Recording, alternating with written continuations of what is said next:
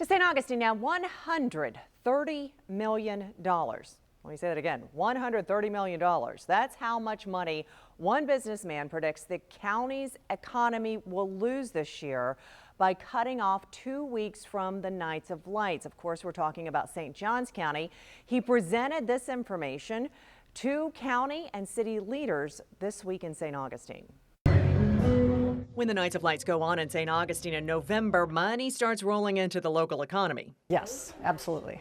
Leah Lytle is the owner of the Artsia Boat Shop in downtown St. Augustine. I mean, I would literally work 12-hour days just to maximize Nights of Lights. And we would open earlier, we'd stay open later. No question the event is a moneymaker, but this past year more people than ever before filled the town, clogging streets, filling every parking spot, having locals crying foul. So, hoping to give residents a break, the St. Augustine City Commission voted to start the event earlier in November and shorten the event by 2 weeks. So the commission, while they were well intended, had no idea that they hurt the community by $130 million.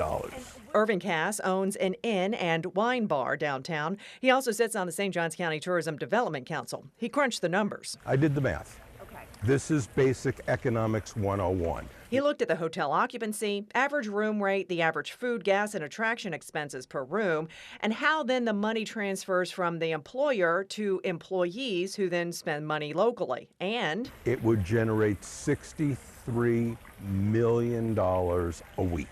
And he says because the Nights of Lights is trimmed by 2 weeks this year, and that roughly takes $130 million out of the local economy. He presented these numbers Monday to the St. Johns County Tourism Development Council, and the director of that board said the math was good. As for Lytle, she says the city did the right thing by starting the Nights of Lights earlier in November if they trimmed 2 weeks off in January. You know, if there's a loss on the back end, I think there'll be a huge gain on the front end. Because holiday shopping gets an earlier start when those little lights go on.